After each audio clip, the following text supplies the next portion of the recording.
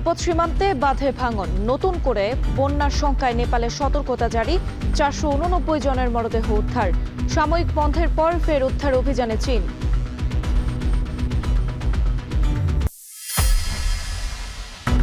সৌদিতে সোফা কারখানায় আগুনে মারা যাওয়া 9 প্রবাসীর জানাজা শেষে দাফন। নওগাঁ, নাটোর, রাজশাহীতে নিহতদের পরিবার সহ স্থানীয়দের শোক।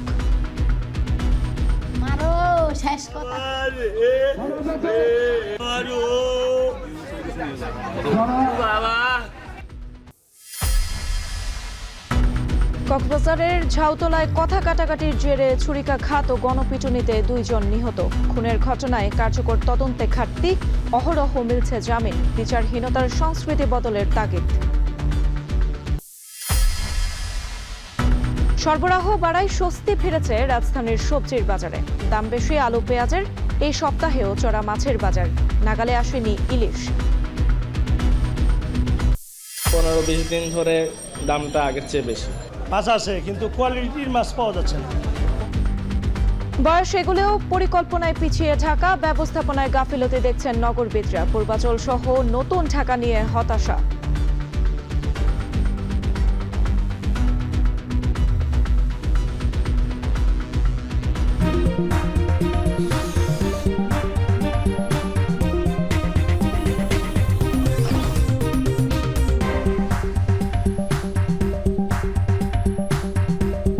স্বাগত এখন বিকেলে পুরো আয়োজন জুড়ে সঙ্গে আছে আমি সুমাইরা জি।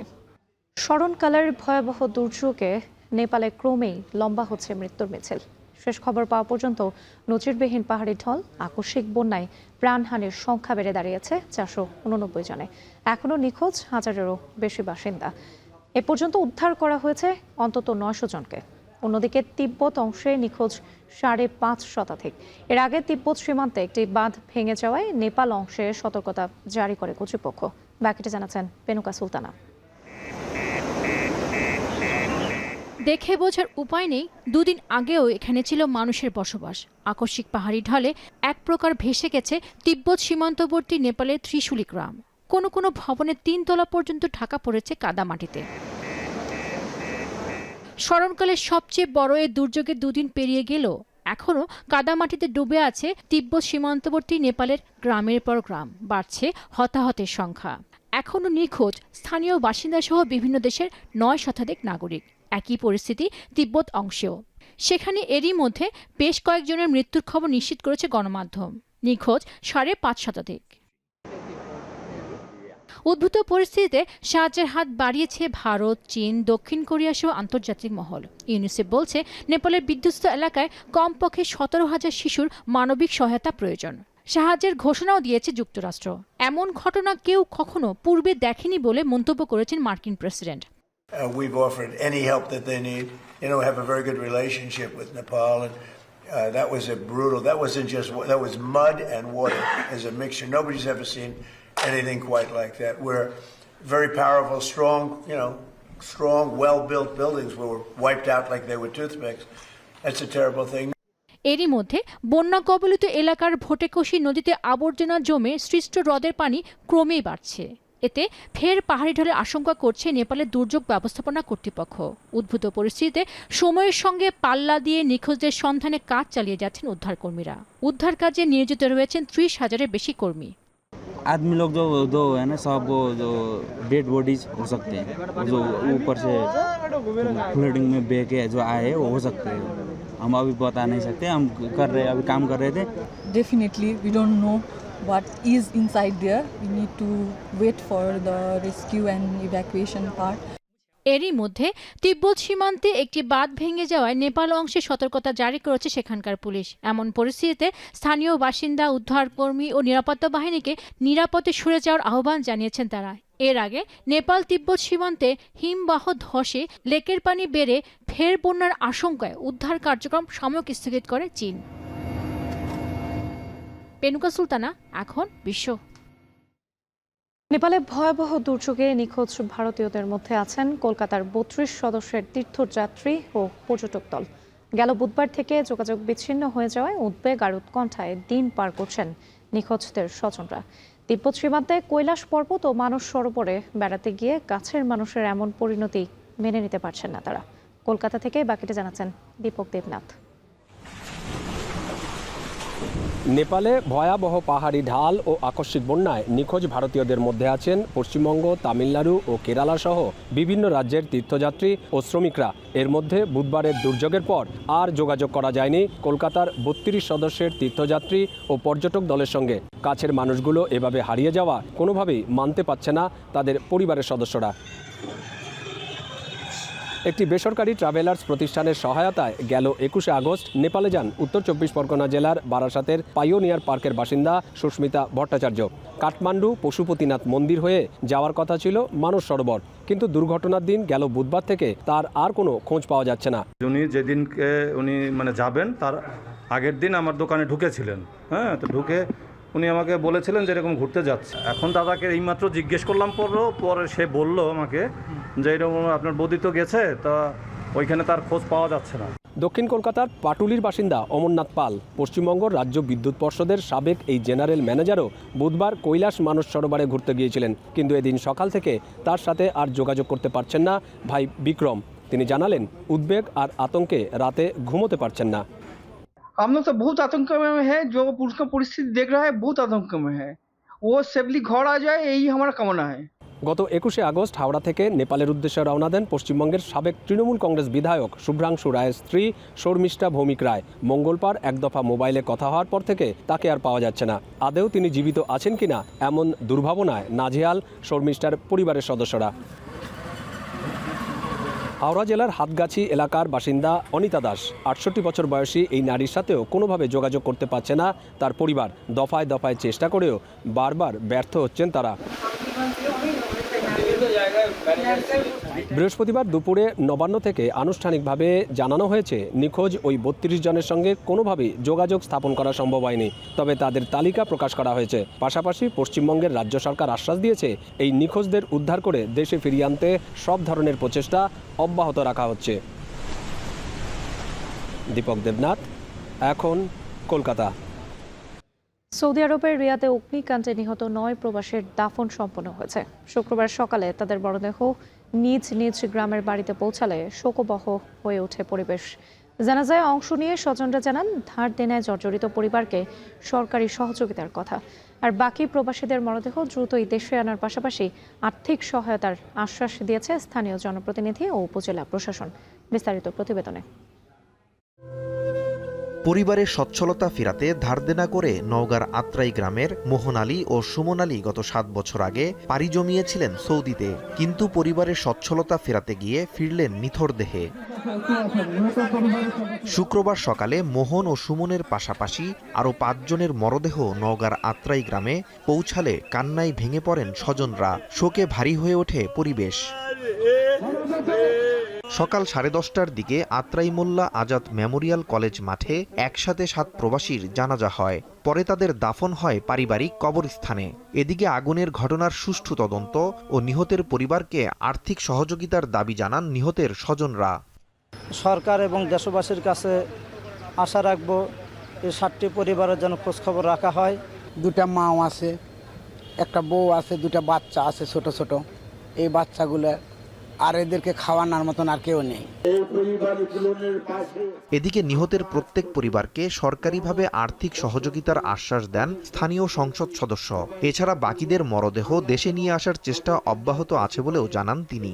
প্রশাসনের সহযোগিতায় আজকে যে আমরা জানাজা করলাম, এই জানাজায় যে যারা ওখানে মৃত্যুবরণ করেছেন তাদের সবাইকে ওই জান্নাত বোর্ড থেকে একটা সহযোগিতা দেওয়া হচ্ছে। ইতিমধ্যে সরকার যেটা ঘোষণা করেছেন, আমি ওইখানে জানাজার সময়ও বলেছি, সরকার এই মৃত পরিবারের পাশে আছে, আমরা আছি। এদিকে একই ঘটনায় নিহত নাটোরের 3 জনের মধ্যে রবিউল ইসলাম হৃদয়ের মরদেহ নাটোরের মহিষডাঙ্গায় পৌঁছালে স্বজনরা কান্নায় ভেঙে পড়েন। পরে সকাল 10টায় জানাজা শেষে তাকে দাফন করা হয় স্থানীয় কবরস্থানে। এদিকে সন্তান হারিয়ে শোকে বিহ্বল রবিউলের মা। কিভাবে পরিশোধ করবেন ঋণ, সেই দুশ্চিন্তা যেন অন্তহীন। ধার দেনা থেকে মুক্ত হতে চান সরকারের সহযোগিতায়। অগ্নিকাণ্ডে নাটোরের 3 জন নিহত হলেও একজনের মরদেহ গ্রামে এসেছে। বাকি 2 জনের ডিএনএ পরীক্ষা শেষে সৌদি আরব থেকে দেশে এলে মরদেহ পরিবারের কাছে হস্তান্তরের আশ্বাস দেয় উপজেলা প্রশাসন। অন্যদিকে অগ্নিকাণ্ডে নিহত রাজশাহীর বাঘার প্রবাসী শ্যামলের দাফনও সম্পন্ন হয়েছে। নাজমুস সাকিব সামি, এখন। কক্সবাজারের ঝাউতলা এলাকার রেনেসা হোটেলের বারে কথা কাটাকাটির জেরে 2 জন নিহত হয়েছে। বৃহস্পতিবার রাত 11:30টার দিকে এই ঘটনা ঘটে। পুলিশ জানায় নিহত নাজিবুল হক রাশেদ কয়েকজনের সাথে পানশালায় বসেছিলেন। এ সময় তাদের মধ্যে কথা কাটাকাটি শুরু হলে এক পর্যায়ে তাকে ছুরিকাঘাত করা হয়। পরে তাকে গুরুতর আহত অবস্থায় কক্সবাজার সদর হাসপাতালে নেওয়া হলে চিকিৎসক তাদের মৃত ঘোষণা করেন। এই ঘটনায় স্থানীয়রা অভিযুক্ত মোহাম্মদ সুলাইমানকে গণপিটুনি দিয়ে পুলিশের কাছে সোপর্দ করে। সকালে চিকিৎসাধীন অবস্থায় তারও মৃত্যু হয়। ঘটনার সূত্রপাত ও জড়িতদের শনাক্তে তদন্ত চলছে বলে জানিয়েছে পুলিশ।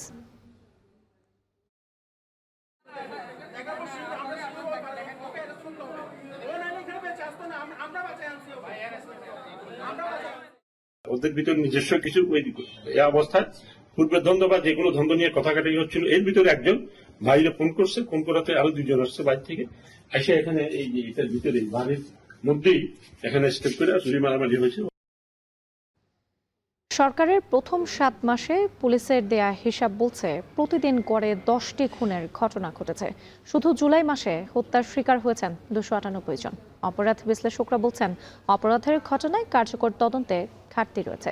এছাড়া অহরহ জামিনও মিলছে খুনের মামলায়। যদিও পুলিশ বলছে নিয়ন্ত্রণে রয়েছে আইন শৃঙ্খলা পরিস্থিতি। বাকিটা জানাবেন আরিফ হোসেন।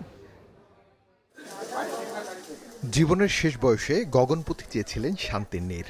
পেনশনের টাকায় বাড়ির কাজও ধরেছিলেন। তবে কে জানতো সন্তানের ভবিষ্যতের কথা চিন্তা করে তৈরি করা ঘরেই পরিবার সহ হত্যার শিকার হতে হবে তাকে। এবার চলতি মাসের 12 তারিখের সিলেটের একটি ঘটনার দিকে নজর দেয়া যাক। ঘরের মধ্যে ঠিক একইভাবে প্রবাসী দম্পতি ও কাজের মেয়েকে হত্যা করে দুর্বৃত্তরা। জুন মাসে লক্ষ্মীপুরের রায়পুরে ঘরে মা ও 3 মেয়েকে গলা কেটে হত্যা করে দুর্বৃত্তরা। সাম্প্রতিক সময়ে এই ঘটনাগুলো সাধারণ মানুষের মধ্যে আইনশৃঙ্খলা পরিস্থিতি নিয়ে নতুন করে শঙ্কা তৈরি করেছে। প্রশ্ন উঠেছে ঘরের মধ্যে থাকা মানুষের নিরাপত্তা নিয়ে। গত কয়েক মাস ধরে ঢাকা সহ দেশের বিভিন্ন স্থানে হত্যার ঘটনা দেখে উদ্বেগ তৈরি হয়েছে মানুষের মধ্যে। পুলিশ হেডকোয়ার্টারের হিসেব বলছে চলতি বছরের জানুয়ারিতে হত্যা হয়েছে 287 জন, ফেব্রুয়ারিতে 250 জন, মার্চে 317 জন, এপ্রিলে 288 জন, মেতে 210 জন, জুন মাসে 326 জন এবং জুলাইয়ে 298 জন হত্যাকাণ্ডের শিকার হয়েছেন। এছাড়া জুন থেকে এপ্রিল পর্যন্ত 3 মাসে রাজধানীতে খুনের ঘটনা ঘটেছে 60টি, যার মধ্যে পারিবারিক কলহে খুন হয়েছে 14 জন, এলাকার আধিপত্য বিস্তারকে কেন্দ্র করে খুন হয়েছে 10 জন, সম্পত্তি সংক্রান্ত বিরোধে খুন হয়েছে 4 জন, জমি সংক্রান্ত ঘটনায় খুন হয়েছে 1 জন, পূর্ব শত্রুতার জেরে খুন হয়েছে 8 জন, নারী ও শিশু সংক্রান্ত খুন 3 জন ও অন্যান্য কারণে 18 জন খুন হয়েছে। পুলিশ বলছে আইনশৃঙ্খলার নিয়ন্ত্রণে রয়েছে। খুনের ঘটনায় উদ্বেগের কিছু নেই। পরিসংখ্যান যদি আপনি দেখেন, অন অ্যাভারেজ আমাদের প্রতি বছর কিন্তু 3,500 মতো খুন হয়। এটা কিন্তু এমন না যে খুনের সংখ্যা বেড়েছে। এখন ঘটনাটা যেটা হচ্ছে, সামাজিক যোগাযোগ মাধ্যমের কারণে কয়েকটা ঘটনা খুব সেন্সিটাইজ হওয়ার প্রেক্ষিতে এইটা নিয়ে খুব বেশি মানুষ হয়তো বা আলোচনা করে এবং অনেকে আতঙ্কেও ভোগে। খুনের ঘটনায় মামলা হয়, তবুও জামিন পাওয়ার ঘটনা প্রতিদিনের। কিভাবে? যদি তার এফআইআর, চার্জশিট, সুরতহাল রিপোর্ট, পোস্টমর্টেম রিপোর্ট, হত্যা মামলার ক্ষেত্রে পোস্টমর্টেম রিপোর্ট, এইগুলো যদি সঠিকভাবে পুঙ্খানুপুঙ্খভাবে বিবেচনা করে যদি তৈরি করা হয় এবং দক্ষ লোকের হাতে, কারণ আমরা জানি যত দেরি হবে তত মামলার এভিডেন্সগুলো নষ্ট হতে থাকে, তত আসামির পক্ষে মামলা থেকে বের হয়ে আসাটা সুযোগ তত তৈরি হয়। অপরাধ বিশেষজ্ঞরা মনে করেন মানুষের মানসিকতা পরিবর্তন হয়েছে। এর পেছনের কারণ বিচারহীনতার সংস্কৃতি। আমাদের দেশে সবাই টাকা জেনারেট করতে চায়, টাকা আর্ন করতে চায়, কিন্তু সেই টাকা আর্ন করার জন্য তার যে পরিমাণ পরিশ্রম করতে হয় সেটা তারা করতে চায় না। খুব সহজে তারা বড় ইনকাম তারা জেনারেট করতে চায়, যার ফলশ্রুতিতে এই সমস্যাগুলো এখানে বাড়তেছে। এখন তার দরকার টাকা, তার দরকার ক্ষুধা নিবারণ করা, তার দরকার টাকা জেনারেট করা, কিন্তু সে কীভাবে করবে? দুটো ওয়ে, হয় সে অপরাধ করবে, অপরাধ করে সে টাকা ইনকাম করবে অথবা সে পরিশ্রম করবে, সে তো পরিশ্রম করতো কিন্তু কোনো না কোনো কারণে তার পরিশ্রম এখন করার সুযোগ নেই, তখন সে কী করবে, সেকেন্ড অপশনটা সে নিয়ে নেবে। হত্যার কারণ ভিন্ন হলেও প্রতিটি হত্যাকাণ্ডের পর প্রশ্ন ওঠে কেন থামছে না সহিংসতা। অপরাধ বিশ্লেষকরা মনে করে দ্রুত বিচার, সামাজিক বিরোধের মীমাংসা, অস্ত্রের অবৈধ ব্যবহার ও আইনশৃঙ্খলা বাহিনীর কার্যকর তদন্ত হত্যাকাণ্ড কমাতে গুরুত্বপূর্ণ ভূমিকা রাখতে পারে। আরিফ হোসেন, এখন, ঢাকা। চাঁপাইনবাবগঞ্জের সদর উপজেলার দেবীনগর ইউনিয়নের মরাপাগলা নদীতে গোসলে নেমে 5 শিশুর মৃত্যু হয়েছে। এ নিয়ে আরও জানাতে দেবীনগরের চাকলা গ্রাম থেকে যুক্ত হচ্ছেন সোহান মাহমুদ। সোহান, কিভাবে ঘটলো এই ঘটনা, আর নিহত যে 5 শিশু রয়েছে তারা কি একই পরিবারের ছিলেন কিনা, কি তথ্য রয়েছে আপনার কাছে?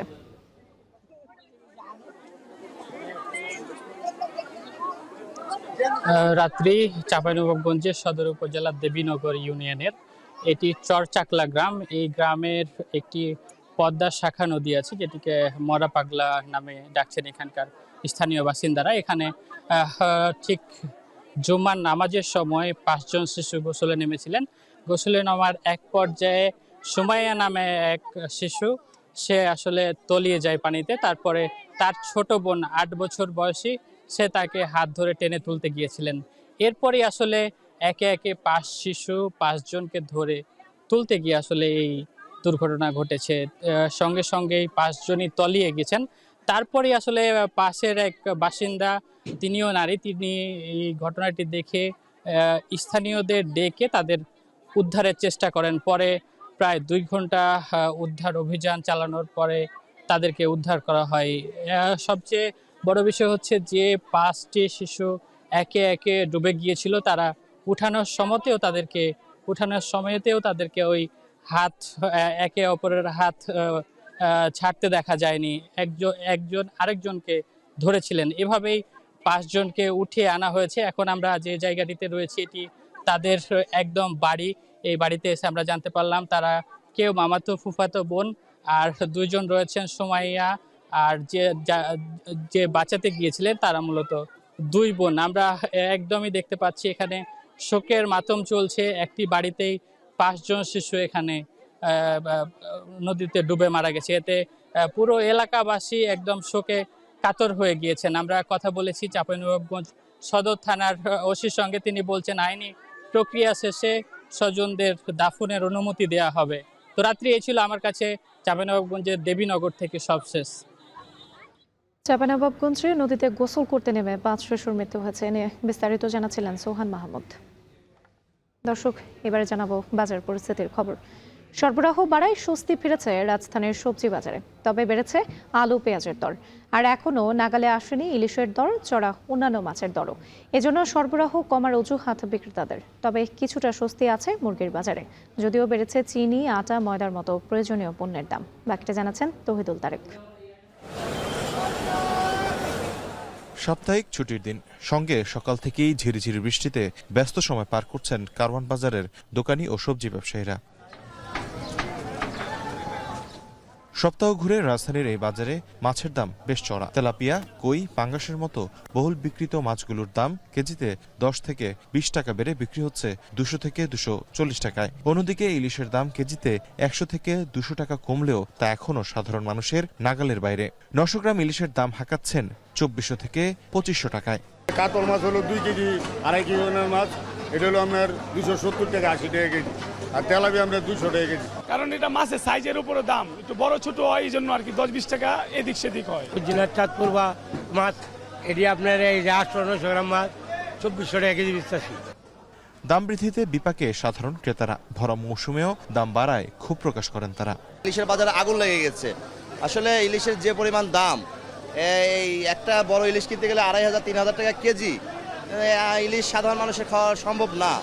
একই সাথে বেড়েছে চিনি, আটা, ময়দা ও গুঁড়ো সাবানের দাম। 10 থেকে 15 টাকা বেড়ে চিনি 120 টাকা, আটা 65 ও ময়দা বিক্রি হচ্ছে 80 থেকে 85 টাকায়। অপরিবর্তিত রয়েছে তেল ও চালের বাজার।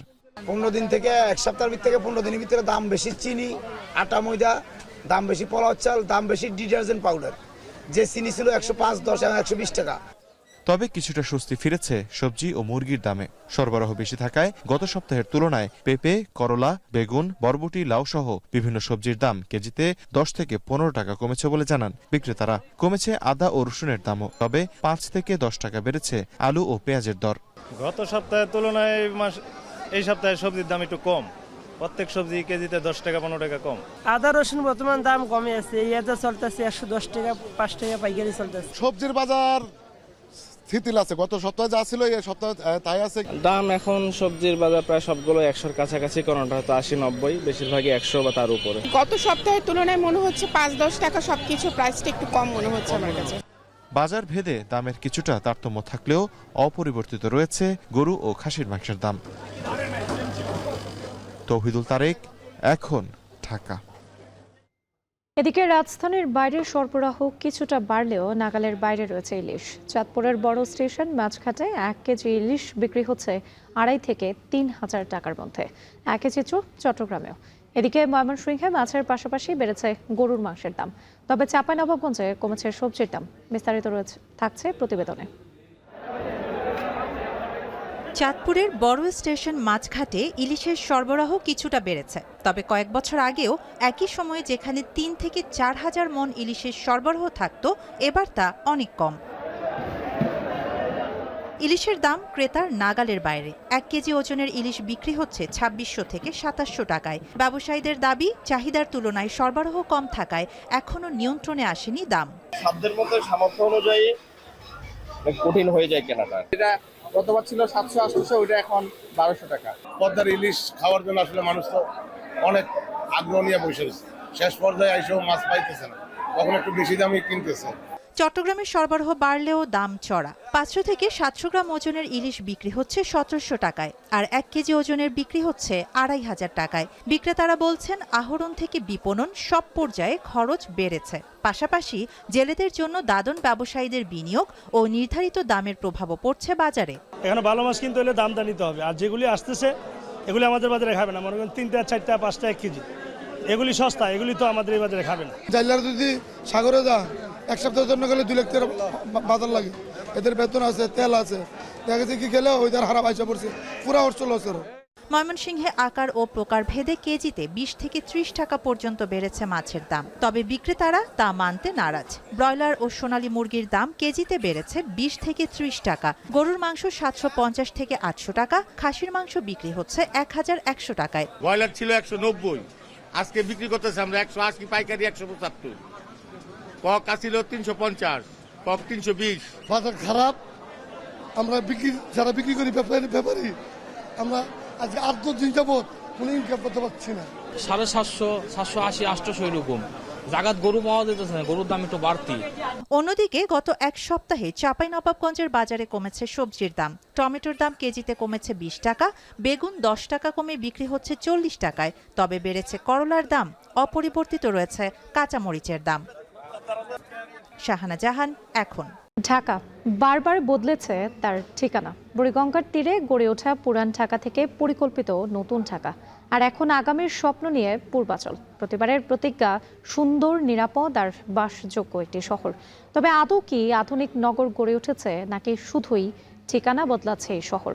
শুধু কি ঠিকানা বদলালেই নগর জীবন বদলায়, নাকি বদলাতে হয় পরিকল্পনা, ব্যবস্থাপনা আর নাগরিক মানসিকতাও? ঢাকা দিবস ঘিরে তারই বিস্তারিত জানাচ্ছেন রাজু আহমেদ। সবকিছুর শুরু এখানেই। বুড়িগঙ্গার বুক চিরে গড়ে উঠেছিল ঢাকার প্রাণ, সরু গলি, ঐতিহ্য, ব্যবসা বাণিজ্য আর ইতিহাস। সব মিলিয়ে পুরান ঢাকা ছিল এক জীবন্ত নগর। কিন্তু সময়ের সঙ্গে মানুষ বেড়েছে, ভবন বেড়েছে, কমেছে খোলা জায়গা। অপরিকল্পিত ভবন, অগ্নিঝুঁকি, সংকীর্ণ রাস্তা, যানজট, বায়ু দূষণে ধীরে ধীরে বসবাসের জন্য কঠিন হয়ে ওঠে একসময়ের প্রাণকেন্দ্র। একসময়ের জীবন্ত নগর যখন নুয়ে পড়ল অল্প বয়সের ভারে, তখন প্রশ্ন উঠল, ঢাকার ভবিষ্যৎ কি অন্য কোথাও? স্বস্তির শ্বাস নিতে মানুষ পা বাড়ালো নতুন শহরে। নগর ছড়িয়ে পড়ল পশ্চিমে, উত্তরে। গড়ে উঠল উত্তরা মিরপুরের মতো নতুন নতুন আবাসিক এলাকা। একসময় যেগুলোকে বলা হয়েছিল পরিকল্পিত ঢাকা, কিন্তু কয়েক দশক পর আবারও একই অভিযোগ। ঘনবসতিপূর্ণ একটা সিটি, সে অনুযায়ী আমাদের সব কিছুরই পর্যাপ্ত পরিমাণ প্রাপ্যতা পাইনি আমরা এখানে। বিশেষজ্ঞরা বলছেন ঢাকা অগ্রগামী না হয়ে পেছনে যাওয়ার দায় রাষ্ট্র ও সমাজের। একমুখী যোগাযোগ ব্যবস্থাই ছিল প্রথম ভুল। এছাড়া নগর ব্যবস্থাপনার দায়িত্বে থাকা প্রতিষ্ঠানগুলোর সীমাহীন দুর্নীতি আজ ভোগাচ্ছে মানুষকে। জেলা প্রশাসন, পুলিশ প্রশাসন, আমাদের রাজধানী উন্নয়ন কর্তৃপক্ষের পাশাপাশি ওয়াসা ছিল, আমাদের পানি উন্নয়ন বোর্ডের পাশাপাশি আমাদের ছিল পরিবেশ অধিদপ্তর। কেউই কিন্তু কাজটা করেনি এবং এই কাজ না করার পেছনে তাদের সীমাহীন দুর্নীতি এবং এই যে দেশ এবং শহরের প্রতি ভালোবাসার অভাব। পরিকল্পনা, আইন প্রয়োগ, নাগরিক সচেতনতা এবং সুশাসনের উপর জোর দিয়ে যে শহর গড়ে ওঠার কথা ছিল তা কেন হয়ে উঠল না? উত্তরে ঢাকা গড়ার দায়িত্বে থাকা সংস্থা বলছে নিজেদের গাফিলতের কথা। সংস্থা হিসাবে তো রাজুকের অবশ্যই কিছু ব্যর্থতা আছে, কোনো সন্দেহ নেই। এইখানে ব্যর্থতাটার জন্য ভূমি মালিক বা বাড়ির মালিকরাও দায়ী এবং রাজুকের পরিদর্শন টিমও দায়ী। এবার বয়সের ভারে নুয়ে পড়ার আগেই পরবর্তী ঠিকানা খুঁজছে 3 কোটি মানুষের এই শহর। দৃষ্টি পূর্ব দিকে, নাম পূর্বাচল। প্রশস্ত সড়ক, আধুনিক অবকাঠামো, পরিকল্পিত নগর, অনেকের চোখে এটাই ভবিষ্যতের ঢাকা। এখানেই নতুন স্বপ্ন দেখছেন হাজারো মানুষ, তবে আছে হতাশার গল্প। কিন্তু পুরান ঢাকার পর নতুন ঢাকা আর ঢাকার পর পূর্বাচল। শহর বদলেছে, কিন্তু বদলে গেছে কি ব্যবস্থাপনা? বিশেষজ্ঞরা বলছেন বাসযোগ্য নগরের জন্য শুধু শহর বদল নয়, রাজনীতির ঊর্ধ্বেই ভাবতে হবে রাষ্ট্রীয়ভাবে। রাষ্ট্রই তো সবকিছু হয়, যত কথাই বলেন রাষ্ট্র মানে আমরা বলছি যারা ক্ষমতায় থাকেন তারা চাইছেন কিনা সেটা সবচেয়ে বড় প্রশ্ন। একটি শহর শুধু ইট, বালু আর কনক্রিট দিয়েই তৈরি হয় না। শহর তৈরি হয় পরিকল্পনা, আইনের প্রয়োগ, সুশাসন এবং সচেতনতার উপর। এসব ছাড়া শুধু জায়গা বদলালেই বদলাবে না ঢাকার ভবিষ্যৎ। এখন প্রশ্ন হচ্ছে, আজকে যে স্বপ্নের নাম পূর্বাচল, আগামী কয়েক দশক পর সেই স্বপ্ন কি পরিণত হবে একটি পুরান ঢাকা বা নতুন ঢাকায়, নাকি বদলাবে ইতিহাস? সেটি দেখতে হলে অপেক্ষা করতে হবে আরও কয়েক দশক। রাজু আহমেদ, এখন ঢাকা। উৎসবে আনন্দে নানা আয়োজনে ঢাকা দক্ষিণে পালিত হচ্ছে হৃদয় ঢাকা 416। মাসব্যাপী আয়োজনের অংশ হিসেবে আজ শোভাযাত্রা। সে খবর জানাতে পুরান ঢাকা থেকে যুক্ত হচ্ছেন আতিক মিসবা লগ্ন। লগ্ন, র্যালিতে আপনি নিশ্চয়ই আছেন। র্যালির আয়োজন সম্পর্কে জানতে চাই এবং সাধারণ মানুষ যারা রয়েছেন তারা কি বলছেন ঢাকা দিবস ঘিরে। রাত্রি, নিঃসন্দেহে আপনিও একজন পুরান ঢাকাবাসী এবং আপনিও জানেন যে পুরান ঢাকার ঐতিহ্য বা শেকড়ের যে নেশা সেটা আসলে কতটুকু কত সুন্দর হতে পারে। আমরা দুপুরের পর থেকে এখানে এসেছি, লম্বা একটা র্যালি বের হয়েছে পুরান ঢাকা, গ্যান্ডারিয়া থেকে শুরু করে আশেপাশে যত জায়গা রয়েছে যেখান থেকে আসলে হাজার বছরের যে ঐতিহ্য রয়েছে সেটি শুরু হয়েছিল, সবাই এখানে এসেছে এবং তাদের যে চিরায়ত যে সংস্কৃতির অংশগুলো আমরা বাকরখানি দেখেছি, প্যাডেল চালিত যে বোট রয়েছে সেই বোটের আদতে তৈরি বোট আমরা দেখেছি। একই সাথে তাদের যে সংস্কৃতির যে বিভিন্ন অনুষঙ্গগুলো রয়েছে প্রত্যেকটিকে আমরা দেখেছি তারা আসলে তাদের বিভিন্ন আদলে তারা এখানে প্রকাশ করেছে। আমরা দেখেছি যে ঢাকা দক্ষিণ সিটি কর্পোরেশনের পক্ষ থেকে প্রশাসক মহোদয় তিনি নিজেও এখানে এসেছেন, তিনি অংশ নিয়েছেন। একই সাথে যারা নগরবাসী রয়েছেন তাদের যে ঐতিহ্যগত যে পোশাক রয়েছে সেই পোশাকে বা সেই সাজে তারা এখানে এসেছেন এবং বেশ শৃঙ্খলা ব্যবস্থারও বেশ তৎপরতা আমরা এখানে দেখতে পাচ্ছি। এবং একটি বিষয় জানিয়ে রাখতে চাই, শুধুই যে এখানে যে খাবার বা পোশাক সামগ্রী তা নয়, এর পাশাপাশি তাদের নাচ গান এবং তাদের যে ঐতিহ্যবাহী যে গানগুলো রয়েছে, তাদের যে শিল্প রয়েছে, তাঁত শিল্প রয়েছে এবং একই সাথে অন্যান্য বিষয় রয়েছে। প্রত্যেকটা বিষয়কে নতুন করে আসলে সময় যন্ত্রে আবারও এই 416 বছর পরে নিয়ে আসার একটা চেষ্টা চলছে। অর্থাৎ শায়েস্তা খানের সময় থেকে 1610 খ্রিস্টাব্দের পর থেকে যে সংস্কৃতি শুরু হয়েছিল, জাহাঙ্গীর নগর নামে ঢাকার যে যাত্রা শুরু হয়েছিল সেটাকে নতুন করে দেখা হচ্ছে। এক মাসব্যাপী যে আয়োজন শুরু হয়েছিল 1 আগস্ট থেকে, সেটি চলবে সেপ্টেম্বরের 5 তারিখ পর্যন্ত এবং এই লম্বা সময়ে তারা আসলে যারা নগরবাসী রয়েছেন তাদের সাথে আমরা কথা বলেছি, তারা স্পষ্টভাবে আমাদেরকে জানিয়েছেন তারা আসলে উৎসবটাকে পালন করতে চান। তারা আসলে তাদের যে আয়োজন, তাদের যে মুহুর্মুহু করতালি এবং একই সাথে শেকড়কে সন্ধানের যে প্রত্যাশা রয়েছে সেই প্রত্যাশা তাদের মধ্যে এখন পর্যন্ত আছে। অর্থাৎ উৎসব কতটা সুন্দর হতে পারে, ঐতিহ্য কতটা নান্দনিক হতে পারে তার উজ্জ্বল একটা দৃষ্টান্ত আমরা দেখতে পাচ্ছি এই ঢাকার ইংলিশ রোডের যে রাজপথ রয়েছে, এখানে নগরবাসী এখানে সামিল হয়েছে। রাত্রি, আতিক মিসবা লগ্ন যুক্ত ছিলেন আমাদের সঙ্গে, জানাচ্ছিলেন ঢাকা দিবসের নানা আয়োজনের খবর। কলকাতার নিউ মার্কেট এলাকায় এখন পর্যন্ত আবাসিক হোটেল সংকট কাটেনি। রাজ্য সরকারের অভিযানের জেরে এখনো বন্ধ বেশিরভাগ হোটেল, গেস্ট হাউস। আর এতে চিকিৎসা কিংবা ভ্রমণ ভিসায় কলকাতা গিয়ে চরম বিপাকে পড়েছেন বাংলাদেশি পর্যটকরা। দ্বিগুণ তিনগুণ ভাড়াতেই মিলছে না থাকার জায়গা। আর এ নিয়ে আরও জানাতে কলকাতা থেকে যুক্ত হচ্ছেন দীপক দেবনাথ। দীপক, জানাবেন নিউ মার্কেট এলাকায় আবাসিক হোটেল সংকট কেটেছে কিনা এবং আজ বাংলাদেশের পর্যটক কেমন দেখতে পাচ্ছেন? দেখুন, এখনো পর্যন্ত সেই যে সংকট, সেই সংকট কিন্তু কাটেনি। আমরা দেখেছি যে গত সপ্তাহের মঙ্গলবারে সেই অগ্নিকাণ্ডের ঘটনা ঘটে এবং তারপর থেকে রাজ্য সরকার একাধিক পদক্ষেপ নেয়, যার মধ্যে অন্যতম হচ্ছে যে সমস্ত হোটেল বেআইনিভাবে চলছিল, যে সমস্ত হোটেল বা লজ কিংবা গেস্ট হাউস বেআইনিভাবে চলছিল, সেগুলোকে কিন্তু তালাবন্ধ করা দেওয়া হয়েছে, নোটিশ ধরিয়ে দেওয়া হয়েছে। এরকম আমরা যেটা খবর পাচ্ছি, মানে পরিসংখ্যান যেটা বলছে সেটা হচ্ছে যে কলকাতার যে নিউ মার্কেট এবং মধ্য কলকাতা সব মিলিয়ে প্রায় 3 শতাধিক হোটেল, আবাসিক এবং যে গেস্ট হাউস সেখানে কিন্তু তালা পড়েছে। তো স্বাভাবিকভাবেই প্রায় 3 থেকে 4 হাজার রুম, এই যে হোটেল রুম, সেগুলো কিন্তু পর্যাপ্ত নেই। তো স্বাভাবিকভাবেই যে বাংলাদেশ থেকে যে সমস্ত রোগীরা আছে বা পশ্চিমবঙ্গের অন্যরা জেলা থেকে যে সমস্ত রোগীরা আসছে, তারা কিন্তু প্রচণ্ড সমস্যার মধ্যে পড়েছে। কারণ আপনি জানেন যে এই নিউ মার্কেট কিন্তু বাংলাদেশিদের জন্য বিখ্যাত, কারণ বাংলাদেশি পর্যটকরা বেশি এখানে উঠতে পছন্দ করেন, স্বাচ্ছন্দ্য বোধ করেন এবং স্বাভাবিক কারণেই সেই সমস্ত বাংলাদেশিরা যখন আসছে তারা কিন্তু প্রচণ্ড সমস্যার মধ্যে পড়েছেন। এরকম অনেক পর্যটকদের সাথে কথা হয়েছে, যারা মেডিকেল ভিসা নিয়ে এসছেন, যারা ট্যুরিস্ট ভিসা নিয়ে এসছেন, তারা কিন্তু এক পর্যটকের সঙ্গে কথা হচ্ছিল যে তিনি গত পরশু দিন অর্থাৎ বুধবারে এসেছেন, কিন্তু তারপর থেকে প্রায় 1টা পর্যন্ত তিনি হোটেল খুঁজেছেন। অবশেষে তিনি একটি হোটেল পেয়েছেন, কিন্তু সেটি কিন্তু নিউ মার্কেট থেকে বেশ কিছুটা দূরে। তো স্বাভাবিকভাবে সেই জায়গা থেকে আবার নিউ মার্কেটে আসা, একটু ঘোরা, একটু ভালো মন্দ খাওয়া বা তাদের যে সমস্ত খাবার তাদের পছন্দ, সেই সমস্ত খাওয়া খেতে কিন্তু অনেকটা পথ অতিক্রম করে তাকে এই নিউ মার্কেটে আসতে হচ্ছে। আবার খাওয়া দাওয়া শেষ হয়ে গেলে তারপরে আবার তাকে হোটেলে ফিরে যেতে হচ্ছে। এই যে সময়টা বা এই যে এটা কিন্তু তারা যথেষ্ট মানে অস্বস্তি ফিল করছেন এবং এরকম ধরনের অভিজ্ঞতা তাদের অনেকেরই হয়নি। তারা বলছেন যে কলকাতায় যেরকম স্বচ্ছন্দে হোটেল বা সস্তায় যে হোটেল পাওয়া যায়, সেটা কিন্তু তারা পাচ্ছেন না। তো সব মিলিয়ে একটা হয়রানির শিকার হতে হচ্ছে এই বাংলাদেশি পর্যটকদের এবং তারা যে মোটেই ভালো নয়, মানে ভালো নেই, তারা কিন্তু প্রকাশ্যেই তারা বলছেন এবং তারা এটিও বলছেন যদি সেরকম যদি ভালো না লাগে তারা হয়তো শহরের অন্য কোনো প্রান্তে চলে যাবেন কিংবা সম্ভব হলে তারা দেশেও ফিরে যেতে পারবেন, এরকমটাও বলছেন। কিন্তু সমস্যাটা হচ্ছে যেহেতু তারা মেডিকেল ভিসা এসছেন, তারা চিকিৎসা করাতে এসছেন, হয় নিজের জন্য বা পরিবারের অন্য কোনো সদস্যদের জন্য, সেখানে যে সমস্যাটা হচ্ছে, কারণ এই যে রোগীকে নিয়ে বারে বারে এক জায়গা থেকে যাওয়া, সেটাই কিন্তু সমস্যায় পড়তে হচ্ছে। রাত্রি কলকাতার নিউ মার্কেট এলাকায় আবাসিক হোটেল সংকট এখনো কাটেনি। নিয়ে বিস্তারিত জানাতে যুক্ত ছিলেন দীপক দেবনাথ।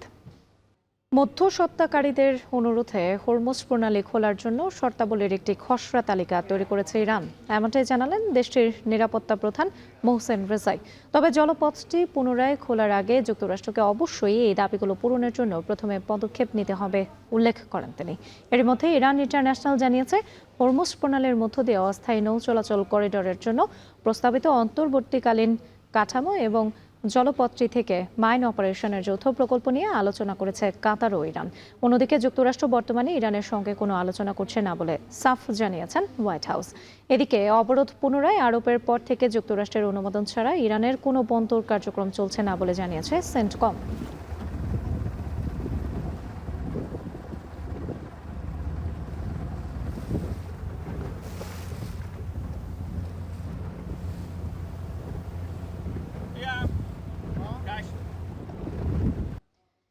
এবারে খেলা প্রসঙ্গ। 2027 সালের জানুয়ারিতে বাংলাদেশ ভারত সিরিজ হওয়ার কথা শুরু হয়েছে নতুন আলোচনা। সেপ্টেম্বরে সিরিজ হওয়ার কথা থাকলেও সূচি পিছিয়ে আগামী বছরের জানুয়ারির শুরুতে সিরিজ হওয়ার সম্ভাবনা তৈরি হয়েছে। 3 ওয়ানডে ও 3টি টি-20 সিরিজ কোথায় হবে সেটাও এখন বড় প্রশ্ন। সব মিলিয়ে দুই দেশের ক্রিকেট সম্পর্কের টানাপোড়েনে সিরিজ আয়োজনে আসতে পারে নতুন মোড়। বাকিটা জানাচ্ছেন ফারহান ইহসান। বাংলাদেশ ও ভারতের মধ্যকার দ্বিপাক্ষীয় সিরিজ সেপ্টেম্বরে হচ্ছে না, তা এখন অনেকটাই নিশ্চিত। তবে সিরিজটি পিছিয়ে আগামী বছরের জানুয়ারিতে আয়োজনের সম্ভাবনা তৈরি হয়েছে। বিসিসিআই এর একটি সূত্র এএনআই-কে জানিয়েছে আগামী বছরের শুরুতে সিরিজ আয়োজনের জন্য সময় চেয়েছে বাংলাদেশ ক্রিকেট বোর্ড। সূত্রটির দাবি বাংলাদেশ ভারত সিরিজ হওয়ার সম্ভাবনা রয়েছে, তবে এ বিষয়ে ভারত সরকারের সঙ্গে আলোচনা এখনও চলছে। জানুয়ারি মাসে বাংলাদেশের ক্রিকেটে বরাবরই থাকে বিপিএল এর ব্যস্ততা, তবে এবছর বিতর্ক আর সংকট কাটাতে বিপিএল আয়োজন হবে না বলে জানিয়ে দিয়েছে ক্রিকেট বোর্ড। এই সুযোগটাই নিচ্ছে ভারত, ফাঁকা সময়ে তারা সফর করবে সাদা বলের সিরিজ খেলতে। ভারতকে ফেব্রুয়ারি মাসেই মাঠে নামতে হবে মর্যাদার বর্ডার গাভাস্কার সিরিজে। ভারতের ক্রিকেট পাড়ার খবর, অস্ট্রেলিয়ার বিপক্ষে সিরিজের আগে নিজেদের প্রস্তুতি ঝালাই করে নিতেও বাংলাদেশ সিরিজে মন দেবে বিসিসিআই। তবে রাজনৈতিক জটিলতা পাশ কাটিয়ে রোহিত কোহলিরা সরকারের সবুজ সংকেত পাচ্ছে কিনা সেটাই এখন সবচেয়ে বড় প্রশ্ন। অবশ্য এই সিরিজ খেলার জন্য ভারতের উপর চাপ আছে ব্রডকাস্টিং কোম্পানির পক্ষ থেকেও। মিনারুল ইসলাম, এখন। আর এই ছিল এখন বিকেলে। এখন টেলিভিশন ওয়েবসাইটে দেখতে ভিজিট করুন www.ekon.tv। এছাড়া ফেসবুকে দেখতে ভিজিট করুন facebook.com/tv.ekon এবং ইউটিউবে সরাসরি দেখতে ভিজিট করুন youtube.com/c/ekontv।